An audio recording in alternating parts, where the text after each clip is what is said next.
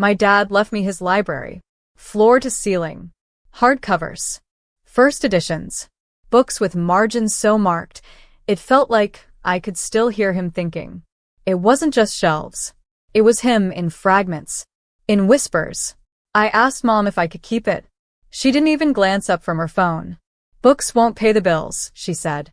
We're selling it for your sister's salon. Something useful. Useful. Like stories never held up walls. Like knowledge never saved anyone. I begged her. Not once. Not dramatically. Just honestly. Please don't sell them. That room is all I have left of him.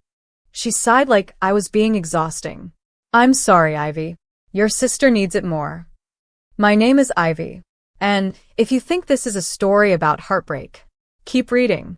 What happens when the quiet girl in the corner turns the page and writes the ending they never saw coming?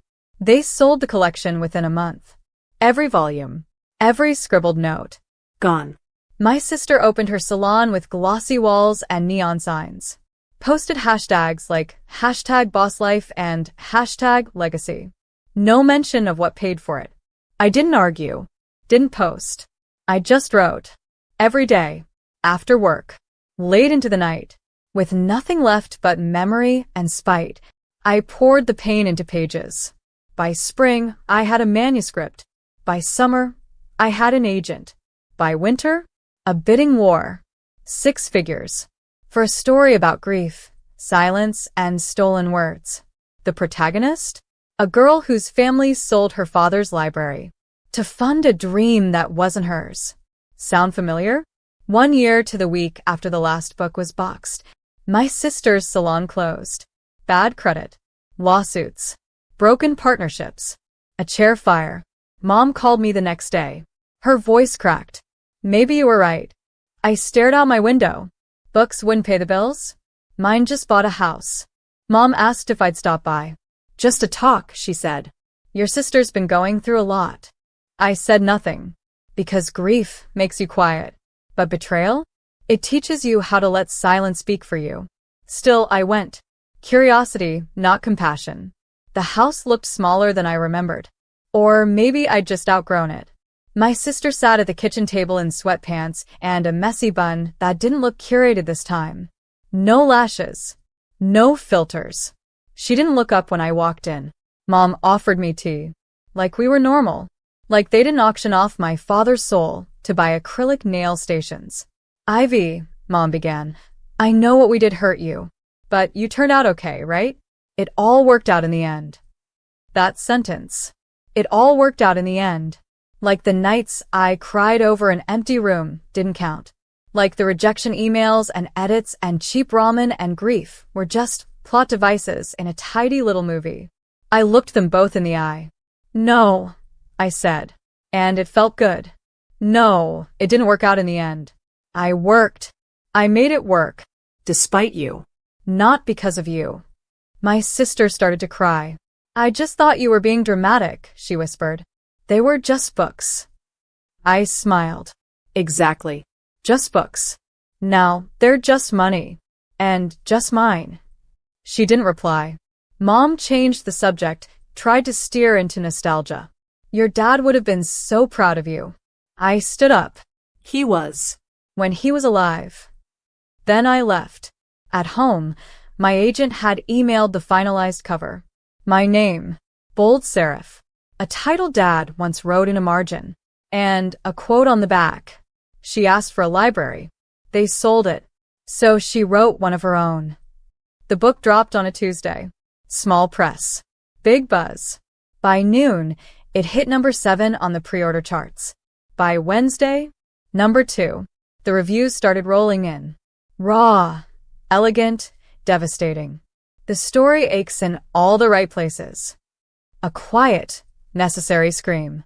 But the one that hit hardest? A modern elegy to being unseen by the people who should have protected you. They didn't mention names. But everyone who knew me, they knew. Even my old English teacher posted about it. From the girl who never raised her hand comes a book that raised the bar. Meanwhile, my sister went dark on socials. The salon's Instagram vanished. No more hashtag boss life. Only a quiet story circulating behind closed doors about how the family stole from one daughter to fund the illusion of another. That weekend, a bookstore downtown hosted a signing. They printed posters, had a velvet rope, even baked cupcakes with the cover on edible fondant. The line wrapped around the block. I signed copies for girls who clutched them like lifelines. Some whispered, "I'm living this." One cried. Halfway through, I looked up and froze. Mom.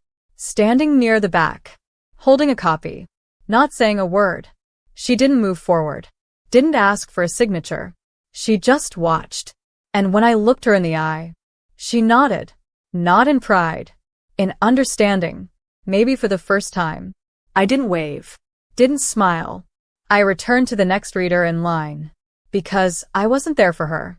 I was there for the girl inside me, who begged them to save the library, and got a locked door in return. Now?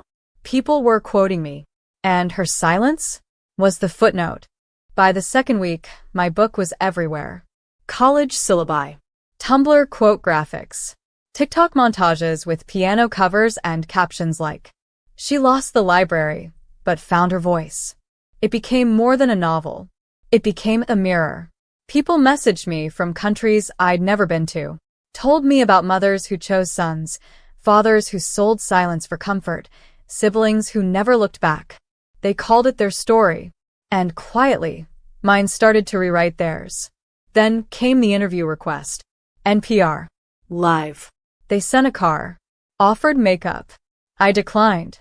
The host asked everything: the process, the grief, the line between fiction and autobiography. But her last question? It stuck. "Do you think your mother's read the book?" I paused. "I think she tried," I said.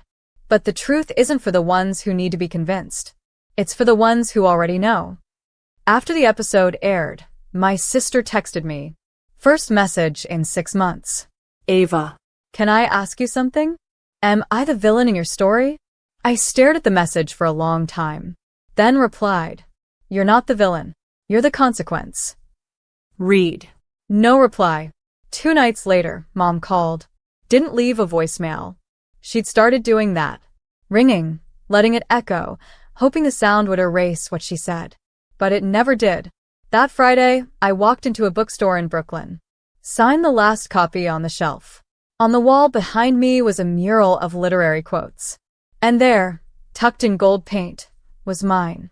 They sold my inheritance. So I wrote one that couldn't be auctioned. I touched it, not out of pride, but to remind myself, words can be stolen. But truth? Truth has a long shelf life. Fall came quietly. Leaves curled at the edges like paper burning from the outside in. I moved into a brownstone. Bookshelves built into the walls. Floorboards that creaked with memory. It wasn't fancy. It was right. A place where stories didn't get boxed up and sold. They got written. I unpacked my father's last journal. The one they missed when they cleared out his library. Inside the back cover, I found something I hadn't seen before. Pressed into the seam was a photo. Me, age 10, sitting on his lap, holding a book upside down, laughing. On the back, in his handwriting, "She doesn't know the story yet, but one day, she'll write it." I didn't cry. I just sat with it. For hours. Because that kind of love outlives theft. That week, my agent called. "We have international offers," she said. "And TV rights. They want to adapt it." I didn't blink. "Only if I keep the final script approval." "Of course," she said. "They know it's yours."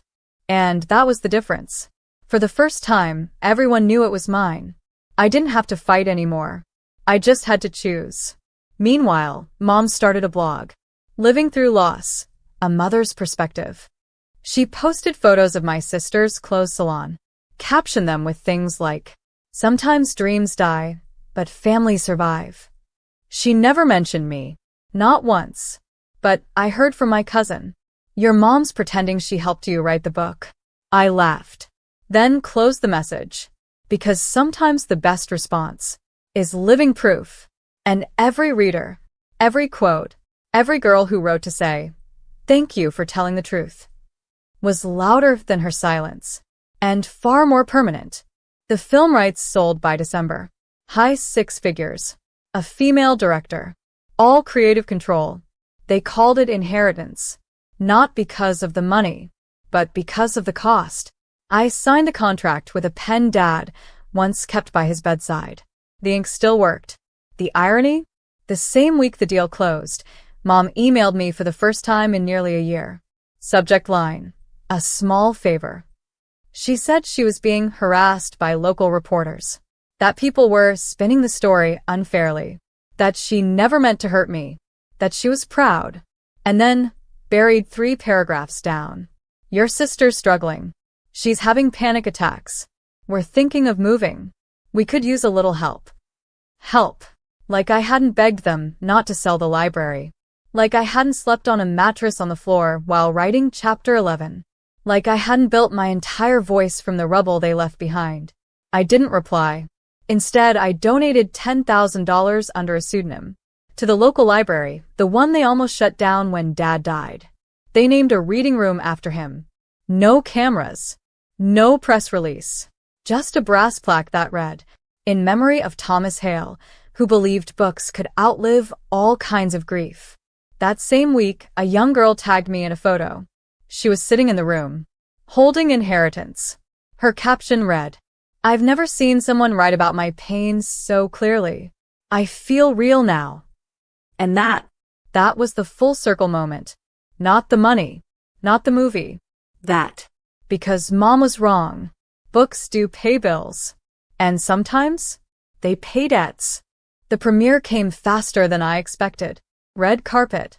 Soft lights. Quiet power. I wore black. No designer tags. No stylist. Just a locket with Dad's initials inside. The theater hushed as the lights dimmed. Opening scene? A girl walking through a library with dust in the sunlight, running her fingers across spines like they were bones. I watched an actress play me, and it felt like time collapsed. Like every ignored plea, every lost page, every silence I'd swallowed, was now speaking at full volume. The credits rolled. A standing ovation. And somewhere, far back in the theater, I saw her. Mom. Not in the VIP section. Not even near the aisle. Just present. She left before I could speak to her. Or maybe she knew I wouldn't. The next day, my sister called. Voicemail only. I watched it. I cried. I didn't know how deep it went. She paused. But thank you for telling it anyway. Maybe someone will learn from it. I didn't save the voicemail. But I didn't delete it either. Because growth doesn't always come with grace. Sometimes it arrives late, empty-handed, and quiet. That afternoon, a journalist interviewed me. Near the end, she asked, "If you could go back, would you have tried harder to keep the library?" I shook my head. "No," I said, "because losing it gave me the book, and the book gave me something they could never sell." She raised an eyebrow. "Which is?" I smiled. "Voice. And proof. Proof that even if they erase your inheritance, you can still leave behind something bigger." And now, the girl who was told books were worthless was being taught in schools. A year passed. The movie won an award I didn't attend to collect. My book was translated into 9 languages. One cover had my father's name tucked in the dedication, bold, gold, permanent. I taught one writing seminar a month. Nothing fancy. Just folding chairs, secondhand notebooks, and a room full of girls who thought quiet meant invisible. I told them what I had learned the hard way. Your story isn't small just because they treated you like background. One day, after class, a woman lingered at the edge of the room. Older, gray streaks in her hair, wrinkled hands clutching a copy of Inheritance. She said nothing at first. Then softly, I was the sister, in someone else's story, and I never apologized. I looked her in the eye. It's not too late, but it's also not owed to you to be forgiven. She nodded, and left with the book pressed to her chest like it might rewrite her bloodline. That night, I visited Dad's plaque at the library again. Someone had left fresh daisies beneath it. No note, just petals. I sat there for a while, not thinking.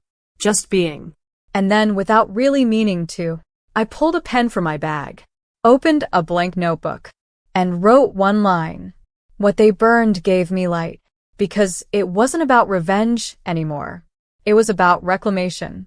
They took the library, but I became one. And every girl who read my words, every daughter who looked at her family and said, "No more." They weren't just readers. They were authors of their own turning point, just like me. And when people ask, "Would you trade it for the books?" I say no, because the most valuable